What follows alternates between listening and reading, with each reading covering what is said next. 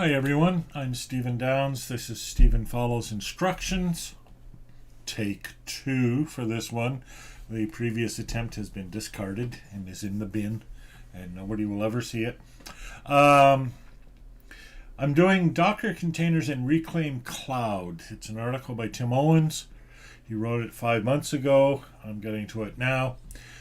Here's the story. I want Grasshopper to run in Docker containers. I want them to run in Reclaim Cloud.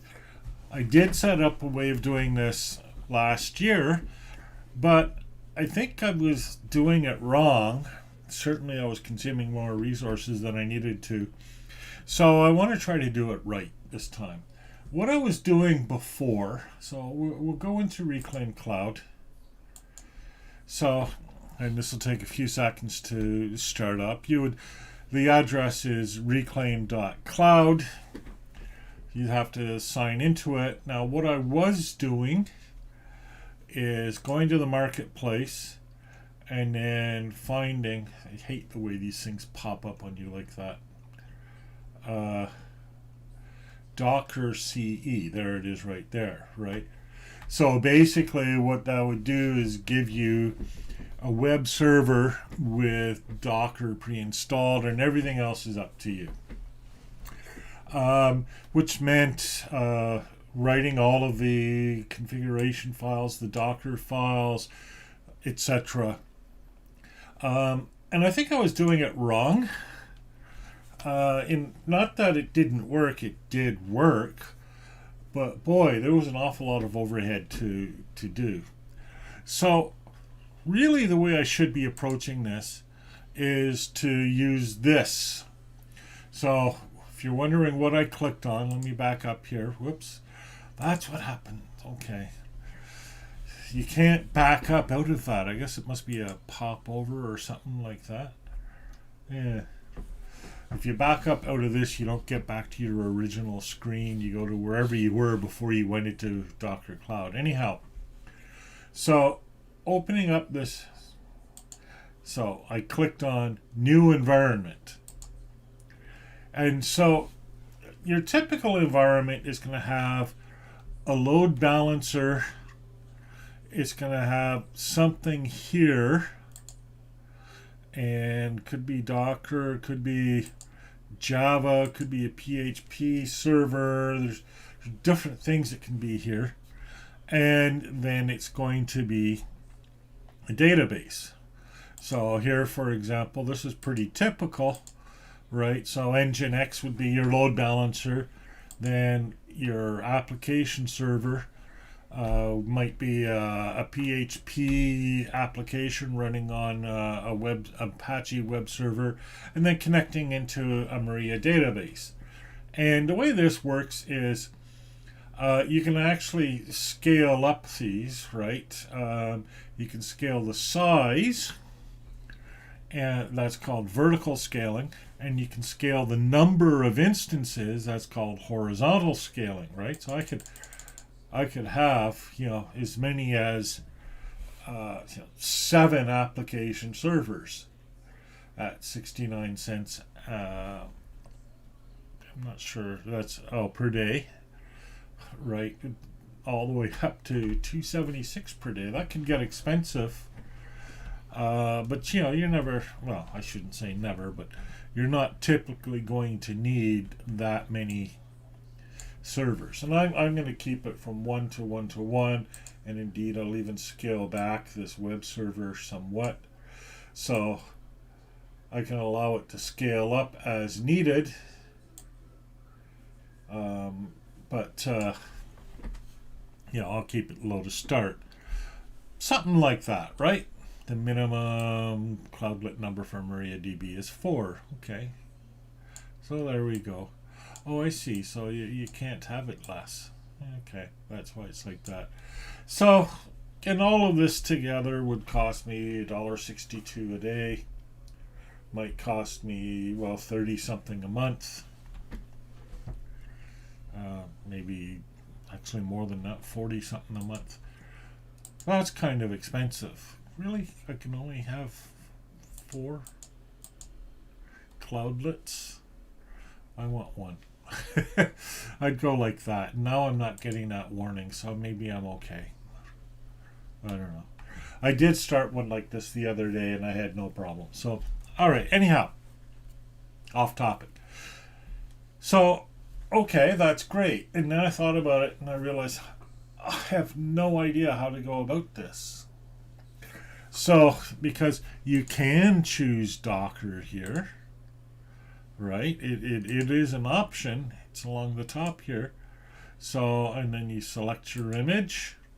So, let's say it's Grasshopper, right? So, we'll search for that. So, there's Grasshopper PLE. I'll select that. And there's everything I should need. It's going to run me, 28 cents a day. So that's very affordable. I'll create it and it would work. But then what do? I tried that. It didn't work. So what I decided to do is I decided to go to Tim Owen's article and let's see if he can give me the correct way of doing it. So I'm going to close this. I'll cancel out here. I won't start up anything. So let's see what Tim says. Now, I have not read this article. Why do I do that? Why don't I read the article first and then just go through the steps the way it should work? Because where would the fun be in that? No, I like to read the article as I go along, and then if I run into trouble, you get to follow along and enjoy the fireworks. So, let's see what Tim has to teach me.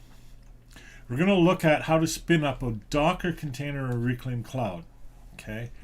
Now, if you don't know what containers are or are brand new to them, stop the video right now. Oh, it's a video too. Okay, so we'll get video within video action here. All right, etc. Okay, so if you're not sure where to go, follow, or if you're not sure what a container is, not sure what cloud hosting is, read or watch that video first. But I've just described to you what I'm trying to do. So you've come across a project you'd like to try hosting yourself and you're not sure where to start, but they say they support Docker and you've heard that Reclaim Cloud can run Docker containers. What does this all mean? Okay, and this I've wanted this for a while anyways. Okay, for my example, we'll be looking at a piece of software called Nextcloud. Nextcloud is an open source suite of software that lets you store, share, and collaborate on files. Think of it like Dropbox, but owned completely by you and open source. It's a great package, and lucky for you, they support Docker installs. Awesome. With any Docker project, I can't stress enough how important it is to read the documentation. Now, you see, this is my problem. I very often don't read the documentation.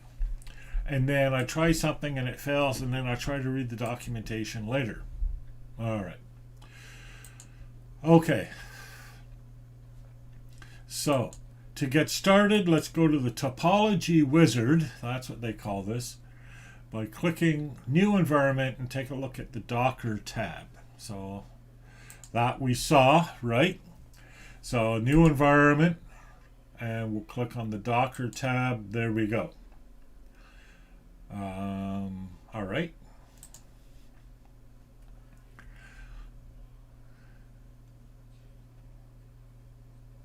You'll remember from other videos that Reclaim supports a variety of programming languages, with Docker being yet another option up here. When you select it, the first thing you need to do is choose an image. And there's the big button in the middle. I don't think we can do any. Oh, we could do that too, I suppose. I was going to say you can't do anything else, but choose an image. And now I've broken it. Okay, let's just back. Okay, select image. So you can click on other things, but you shouldn't, I guess. Select image. It's green. It's big. It's telling you what to do.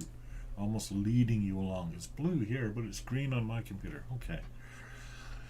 Okay, Reclaim Cloud has built-in search with Docker Hub, which is a repository filled with Docker images for a variety of software. That's where you would find Grasshopper. That's where I would find Grasshopper. In many cases, even if you found the project on GitHub or somewhere else, the Docker image will have been published in Docker Hub for widespread distribution. So let's search for our project Nextcloud. So let's do that. Select image. Select search Nextcloud. Hit enter. But wait. There are multiple images because anyone is free to publish their own Docker images, etc., etc. And if you click on the more details link, it goes straight to Docker Hub, etc., etc. The first result here turns out to be an official image from Docker, so we can be certain it's trustworthy. More to the point, see here, Linux server, Crazy Max, Holon, right? These are all the individual people who have created their own version of the Nextcloud Docker image. But Nextcloud, without the user, that's how you know it's the official one. So that's the one we'll choose. Oh. Okay. Let's go back and okay.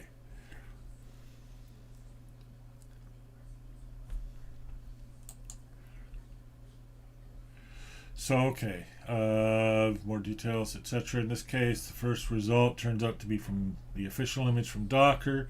It also has a lot of documentation. Let's use it. We'll go back to our wizard, select that version, and hit next.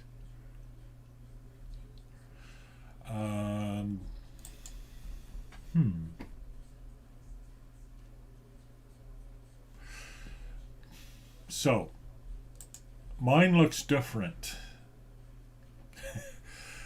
And where it's different, you see how, in fact, see how, there we go, it's off. I'll click on that, and then I'll hit Nextcloud. Okay, does that look like, and then hit next. So that looks like his. See? So I don't have anything balancing. This is the application. So I think he means, so he didn't say this, but click on this dot or this box here first, and then select Nextcloud. Now we'll click next. All right, and now this looks like his. From 009 to 135. Oh, his prices are higher. Scaling limit. Right. There we go. 255. 262. Still not as high as it could be. Why am I only at 31? Yeah, well, prices have come down. I don't like these pop-ups like that. Okay. All right, so there we go. But that's the maximum, right?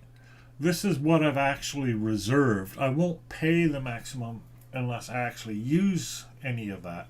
So really, I'm looking at 9 cents a day to use this application. Now, there will be more costs, but I'm not worried about that. Okay. So I've clicked next. Now the rest of the page should look familiar if you've watched our previous videos on getting started with environments on Reclaim Cloud. Sometimes you haven't. For this project, we won't need any other elements of the stack here. However, some software may require you to set up environment variables with key information, volumes to store, and expose data, etc. If you want to adjust any of that in advance, we could do so down at the bottom. But for now, I'm going to click Create and just get this thing up and running. Okay.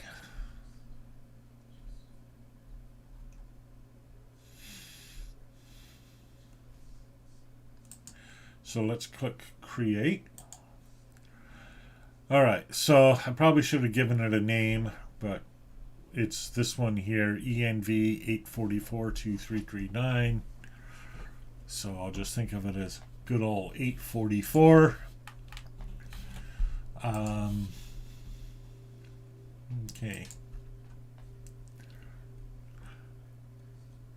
So while it's doing that, and then we'll look at further customizing it afterwards. All right. So this is what's going to happen. After a few moments, our installation is complete and our Docker container is up and running. Now, since this is a web-based piece of software, we can actually open the URL to see that Nextcloud is working. We're actually going to do that, and that would be pretty cool if it is working. So it's still creating this. What he hasn't told you is that when it does create, it's going to pop up a few emails. Now, for the last one, I got 4 emails. I think this time I'll just get 1 or 2. The last one I've already deleted, so I don't need those emails anymore. So those are gone. Okay, it's been created. It has been created. It's been terrible. Terrible. All right. So I should have gotten some email. There it is. Nextcloud and new reclaim container. So I'm not going to open those because they'll contain passwords. And things like that. So, all right. So let's have a look. Here it is. Right. So here's the overall environment, and then the application server inside the environment, which is Nextcloud. Now you might ask, and I can do this for Grasshopper too. And in fact, Grasshopper might actually work if I did that. I might actually try that. So why would you need the rest? Well, it's nice to have a separate database, first of all. Secondly, there's other stuff you need. The load balancer is nice not only for balancing the load, but for things like handling your HTTPS, your web security stuff, etc. Now, we'll see how he does all of that here. All right, so let's go. Okay. After a few moments, our installation is complete and our Docker container is up and running. We can actually open up the URL to see that it's working. So you can see the URL there. It's a little tiny, but we can actually get to it. I'm just going to make this a bit bigger so you can see it. So there's the server. I should be able to just click on that and it'll open in browser. And there it is. Performance warning. Aha, you see? You chose SQLite as a database. SQLite should only be used for minimal and development instances, right? So, important. You see his also has that warning. Also, we'll note, just like I mentioned, it's not secure. This is HTTP. If I try HTTPS,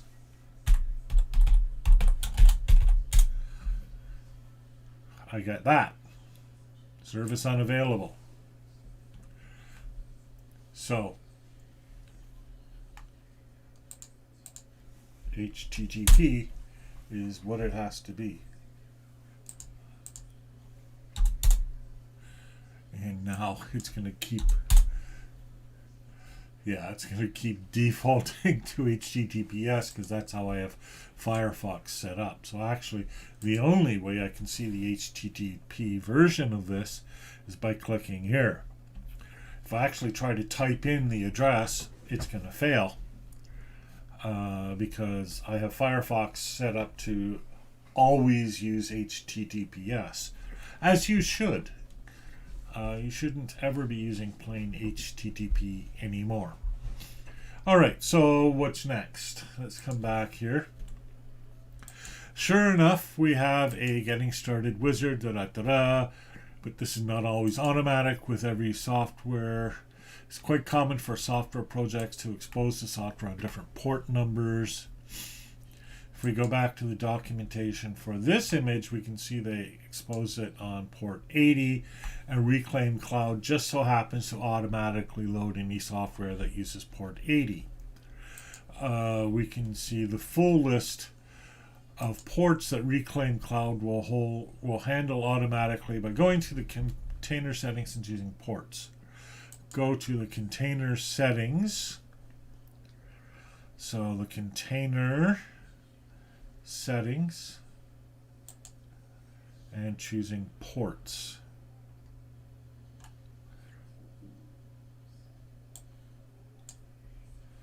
I don't see ports. Domains, endpoints? No. Maybe the other container. Okay, let's try that. We'll just close this. So Nextcloud, that's add-ons, settings. No. Huh. That's kind of weird. Why? Let's make this smaller again so I'm making sure I'm not missing anything. All right. Additionally, so variables, links, volumes, command, entry point, variables, links, volumes, ports, command, entry point. I wonder why mine's different.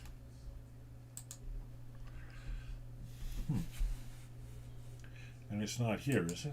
Let's try that again. Settings. No, it's not any of those. Oh, isn't that weird?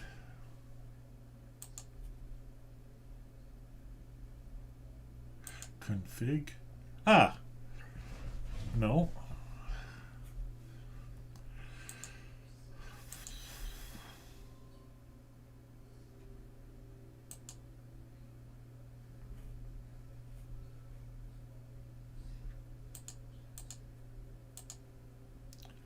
Oh, that's down to Ghost.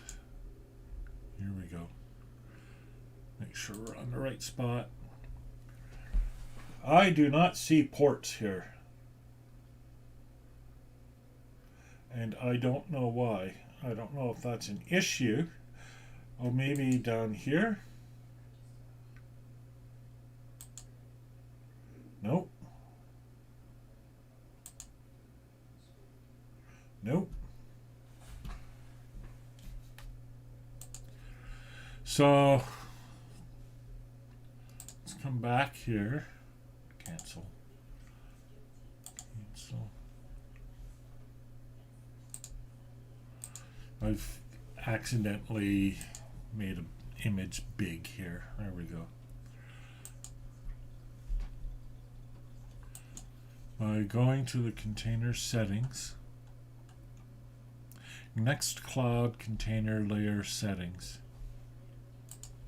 clicking ports. Maybe up here.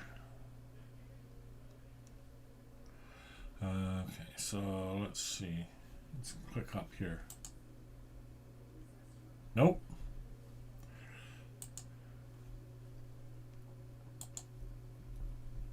Well, it's gone. Maybe it used to exist.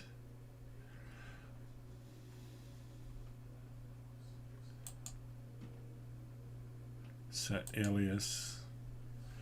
Has he set his alias too? I don't know where he's seeing this.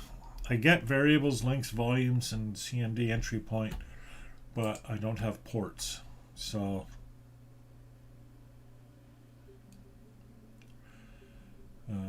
see, variables, links, CMD entry point. Maybe there aren't ports.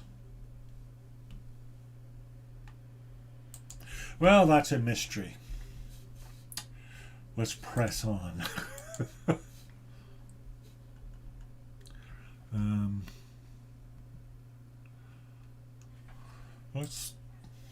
Let's search help ports.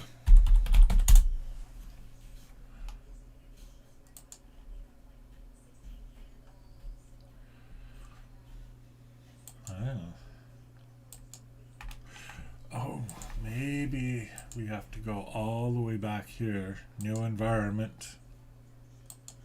Here.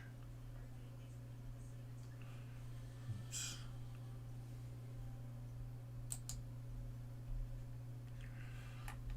All the way back here. No, I don't see select image. Custom. No, I don't see it back here either. See, if I did PHP, right, and then I could probably find, suppose I just created a PHP image. Let's do that. Should go pretty fast.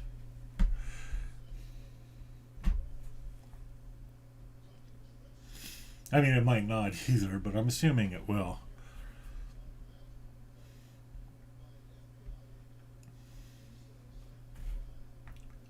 So, but I am puzzled by that. Going to the container settings.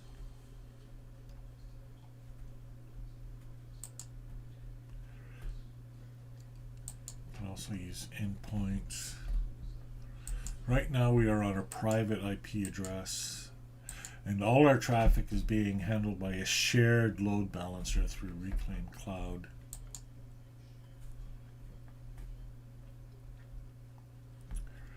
Okay.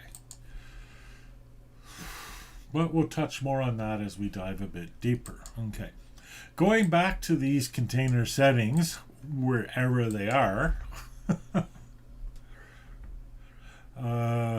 we see options for variables, links, and volumes. Now we saw those. Okay, is this done yet? No, it's still creating.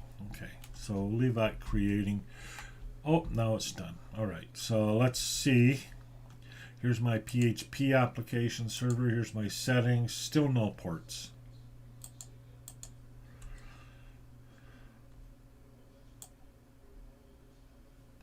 So, I don't know. Just doesn't seem to be there. All right, well, that was just a test. All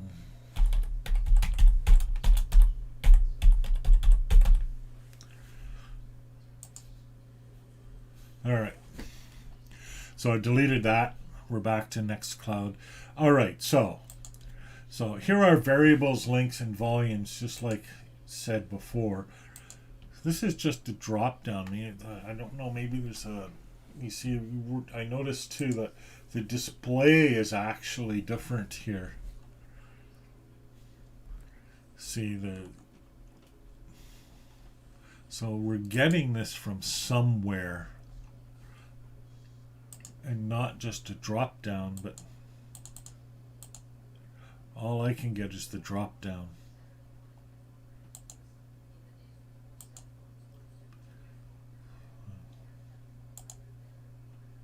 And that doesn't give me anything.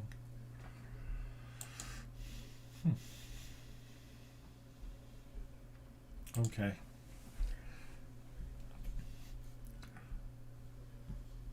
All right. I don't know. Okay. So ports. So let's click on variables. Come back here. Let's click on variables. Ah, I see. Okay, that's really weird. Okay, so we have to pick our application server. We pick our options. We don't see ports here, but if we pick any of the other options like variables, there's that pop-up window that we saw here in the article, and there's ports. And there's the screen that we couldn't get at any other way.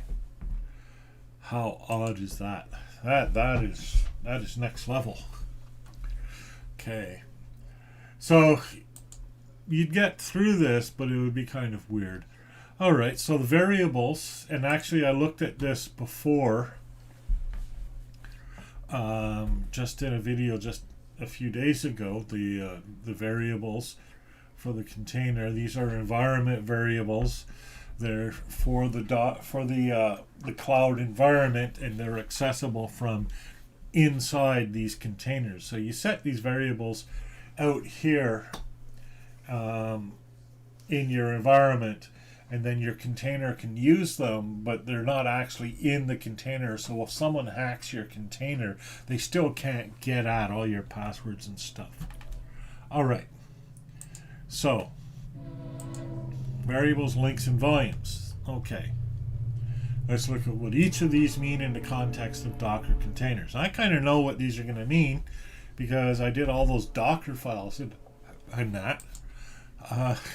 Let's go back to, you guessed it, the documentation and see what variables we can use. Let's look at the documentation ever so briefly. Okay, so these are variables. Okay, this is the documentation for Nextcloud. So these are the variables that Nextcloud is going to be looking for. And so there's all kinds of stuff, right? Okay, and here, auto configuration via environment variables. So there's the database. Okay. All right. Etc. Etc. Okay. Lovely. So let's come back here. Now I've read my documentation, even though I don't like to. I see variables here for connecting to external databases, and also the ability to set an admin username and password at the time of install. If I want to add a variable to my environment, I'll go back here and simply add them in and apply. I'll need to restart my containers for it to pick up the new variables. So we'll go and do that here now. So what are we going to do now?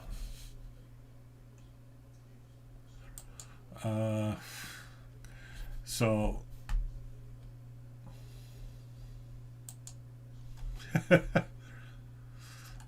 what has he done? What is he doing now? Okay, see, you got to slow down sometimes on these things. I see variables here for connecting to external databases, and also the ability to set an admin username and password at the time of install. So admin user, minimally he's going to set up the admin user and the admin password, right? So the documentation will tell us what these variable names are. Whoops, it's not it. Documentation. So we'll come back down here and look for, alright, MySQL, okay. So SQLite, MySQL, PostgreSQL, Redis host, etc., SMTP host, etc. Well, I don't see admin user.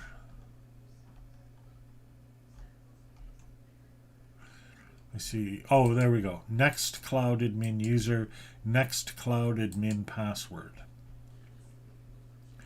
And also Nextcloud data directory, Nextcloud trusted domains. So I guess that's what he's done. So I'll just copy this, Control C. Now we'll come back. So here he's just used admin user.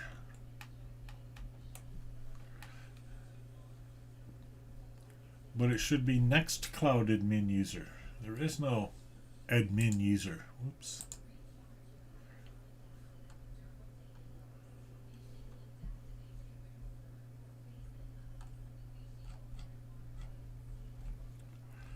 Sorry, I accidentally reloaded the page, which wiped out my link to the documentation. Okay, here we go. I'm just going to open this in a new tab. We don't have to keep opening it. All right. So Control F, admin user. And that's it, right? Nextcloud admin user. See, you can also define them in the Docker file or the I think, or the Docker compose file. But you see, you can do it there, but boy, now you're editing stuff. It's better to do it here, right? So let's, instead of admin user, let's set what we should be doing. So I'll add Nextcloud admin user. Nextcloud. What did he call it? I'll try to keep that consistent. Nextcloud user. Okay, so I'll come back here. Nextcloud user.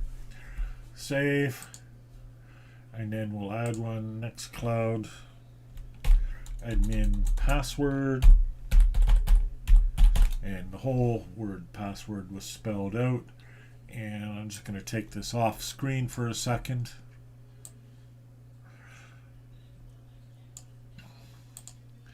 And put in a password.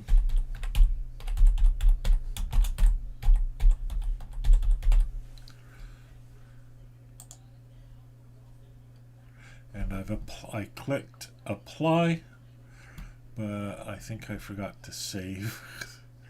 So let's go back to my variables. Yeah, I forgot to save, so let's add Nextcloud admin password. And I'll type in the password. Click save this time. Click apply. Alright, so it's applying that, and so I'm not going to show you it, but as you can see, the configuration has been updated. So, yay. Let's just make that a little narrower so that it fits properly on my... Okay, now I can make it wider. Alright. So, I don't know if he's done a database. I think he would say more than that if he had done a database as well. So I'm going to assume all he did was add an admin username and password. So we'll go here and do that in now. Okay, so there's the user. No screen saying he did the password, but let's assume he did. Okay, links are used less often these days, but used to be the primary way for one container to talk to another. So in my Docker Compose files that I did for Grasshopper, they were all using links.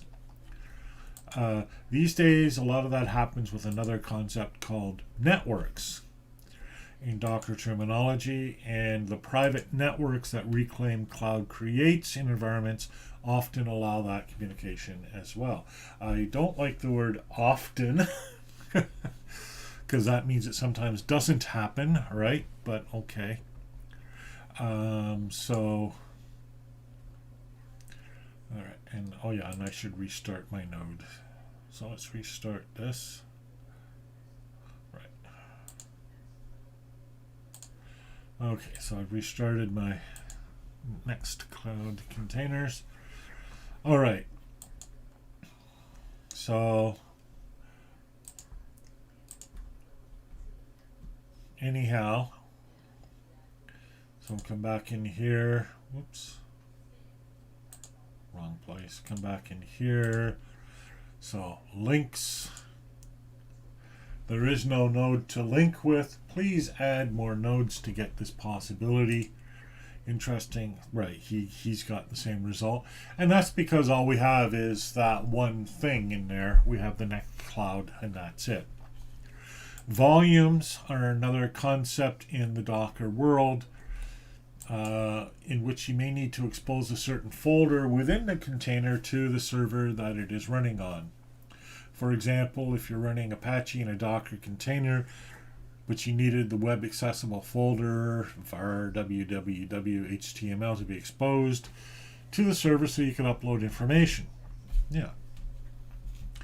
So you can provide a lot of information on how you can use volumes to allow for persistent data from the container to the server it is running on. That's not grammatically correct, but I think we get the idea. So there's a web environment. The container is running in the web environment.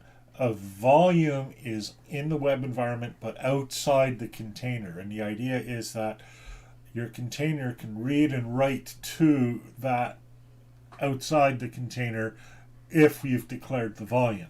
Similarly, you can write to the volume, and that what you write to the volume will be accessible to the container. It's a useful concept.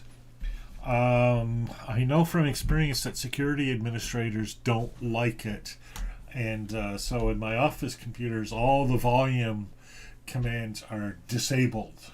You can't share stuff that way. But I'm working on my own computer here, so I have a real environment. Okay, so let's see now. What do we got? So, and he's actually declared one, var www.html. So let's go here. Let's look at volumes. Volumes, and there it is, right? So I think that's probably there by default. Data location, local file system. So wonder what happens if I edit it. See, data container. That's the Docker engine CE. I guess that's what we're running all of this on. Master container. That's the main container that uses this. External server. So this will be available to the external server. Read only off. Cancel. All right. So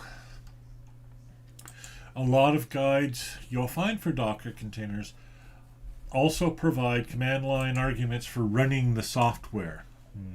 Good point. You do need to run the software. Okay. Let's look at how you might use those within Reclaim Cloud. This time, instead of searching for a particular image, I'm going to create an environment that simply gives me root access with Docker pre-installed. Okay. In the Topology Wizard, when I click the drop down next to Docker, I can choose Docker Engine and install. Okay, so we're right out of where we were. Going all the way back up here. So, and I'm just going to name this Next Cloud so I don't forget what I've done there. Okay, so here's our topology thingy, and I'm not using PHP. Okay, the Topology Wizard. When I click the drop down next to Docker, I can choose Docker Engine and install. So, there's the drop down next to Docker. Oh yeah, you don't even see that that's something separate there. I can click Docker Engine, then install. Well, this is kind of cool. So custom Docker images, or a Docker engine, or a Kubernetes cluster, which is a fancy kind of thing for clusters. And then they all use something called a Reclaim Cloud Orchestrator. Okay, so am I going to click? Yes, I am. I'm going to click on that. Whoops. Here we go. So I'm going to click on this. All right. Do I see this? Yes, I do. Docker version, environment. Okay. So there's the environment, display name, Docker Engine CE, region USA. I won't use that. Okay, so let's do that. Whoops, I keep going to the wrong spot. So Docker Engine CE test, just so I know. Region Canada, Docker version, and is he creating a clean standalone engine? Yes, he is. So this is the same, I think, as choosing Marketplace and clicking Docker Engine CE, only we might get a more up-to-date version of that. So, and also, you know, we have the orchestrator stuff too. So let's click install. All right, so this is going well.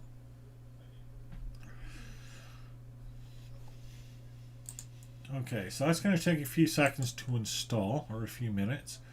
Okay, within a few minutes I have a server with root access and Docker pre-installed and ready to go. To work with this server, I will need SSH keys set up in advance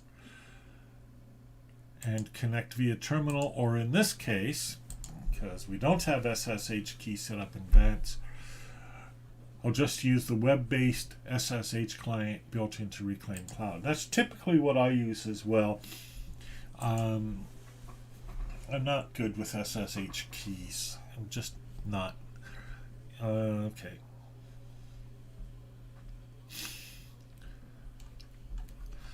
Okay. So from our documentation on Nextcloud, I should only have to run the following command to start the Docker container for that software project. And there it is. Before we do, let's look at this command.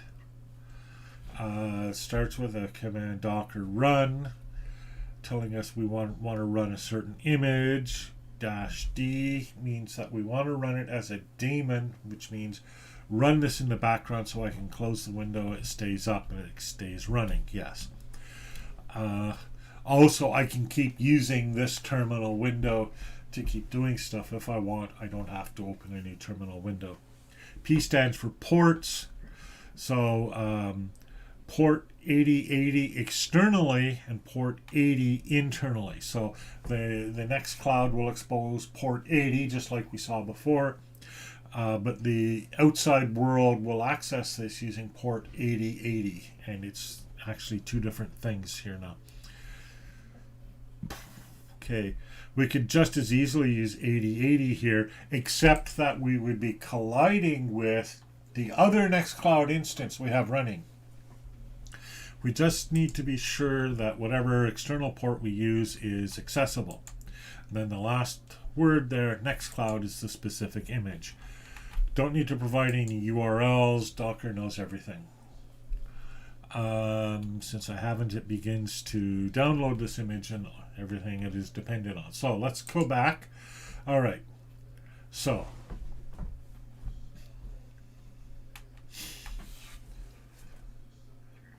okay, your Docker Engine CE application has been successfully deployed. You can use Gelastic SSH Gate to establish connection with any node within your account. Don't know what that means. Connect the engine to a swarm cluster. Don't know what that means. Okay. Open in browser. I think that's just going to fail. Yeah, just fails. Right, there's nothing running to respond to it.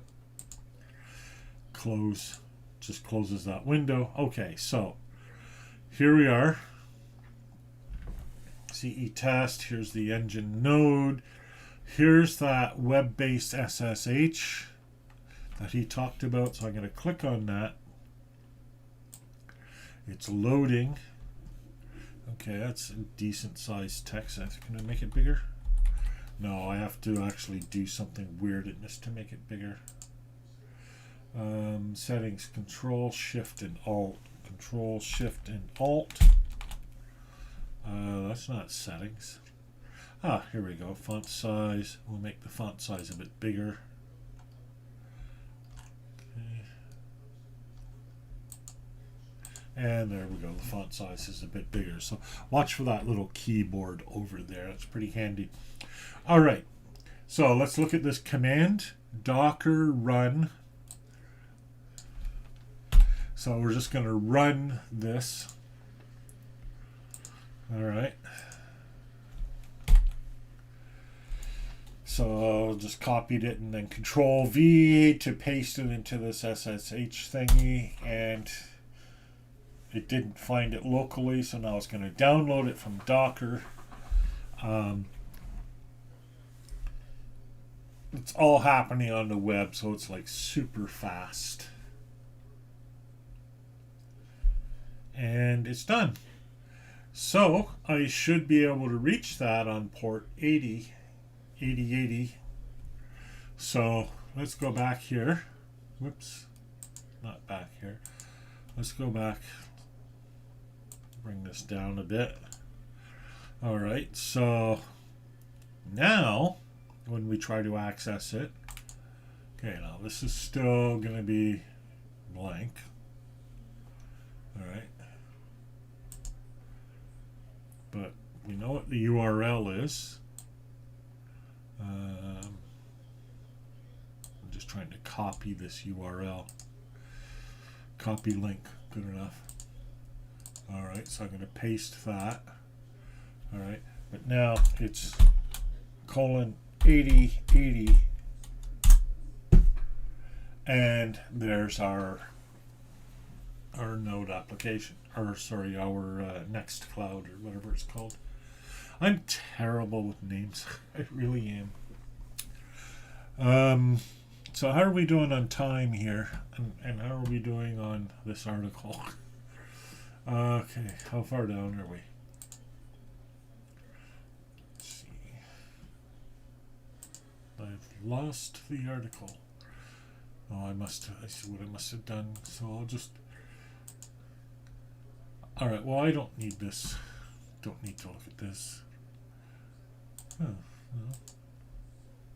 Have I closed? Oh, it must be over here. Here we go. Yeah, so how far down? Oh, I'm almost done my article. Okay. So I'm almost done this video. So I'll hang in there for a bit. Alright, so there we go.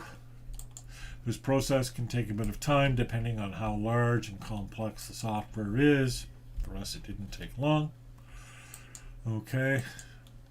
Adjusting variables, links, ports, and other options can all be done here within the command line when you go to run a Docker container. Was this article useful? Yeah, I really am almost done. Well, yeah, it was useful so far as it went, and that's all. I'm going to give it a yes. And I guess I have to log in order to tell them that it was useful. That's kind of annoying. So maybe they want to rethink that, but okay. Alright, so scroll down here. Was it useful? Was it helpful? Yes. Alright. I still don't know how to connect my database to my image using the tools that they provide. I do know how to do it using Docker Compose, and I suppose I could keep using that. The problem with using Docker Compose is that, you know, as my instructions show, you have to download all the files from GitHub and then run the Docker Compose, and you know, it's a bit involved. In theory, I should be able to just download or run a Grasshopper PLE, and that might actually work the same way. So let's actually try that just very quickly here. So select image, custom. Actually, I think it's already in favorites, isn't it? Nope. So there's my Docker lamp image that I've used before. So I'll search Grasshopper. Down to Grasshopper PLE, I think is the most recent one. So we selected that. Click next. Click create. And we'll close this because we're not using it anymore. So it's going to create that.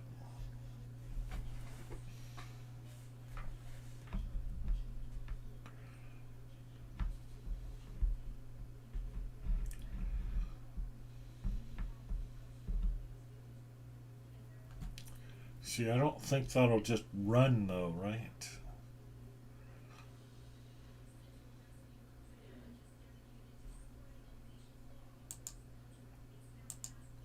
It might. It might.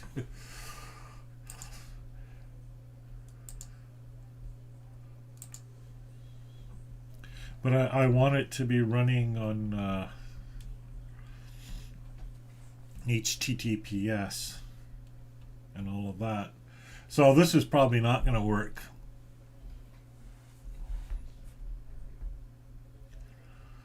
Oh, here we go. It's done. Let's open it up and see if anything happens. Yeah, it's not going to work.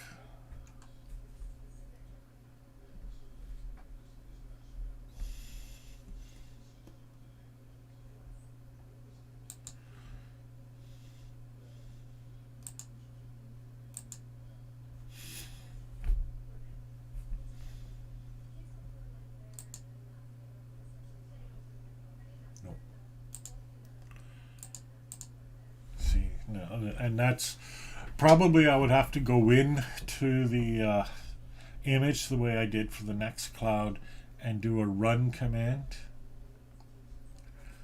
and then it would be running. But you notice again this. Oh, is it still there? Yeah. You notice. Oh, that's not it. Yeah, you notice it's not secure, and it doesn't have the database we want. But everything he's tried to show me here has been successful. A couple of things that were a bit tricky to find my way through, but I did find my way through them. So what I'm going to do is I'm going to end this video, get myself some more coffee because my throat's getting dry, and see if he's got another article that follows up on this one that'll tell me how to get this whole thing going the way I want it to go. Because I wouldn't run Nextcloud like this. Totally wouldn't. It's not secure, and it's SQLite, etc. So I just wouldn't. Presumably, though, the admin would work. This is the 8080 one. Don't know where my 81 is. Well, let's open it up. I should test the, although I'm pretty sure they'll work. The Nextcloud login. So it was Nextcloud user, and then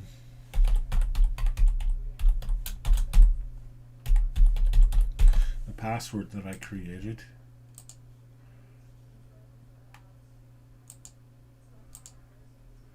I'll just hit enter. And that should work. That seems to be working. Yep. And then here are the apps that I could install: a calendar, Collabora, with a code server, contact list, mail, and talk. Is that it?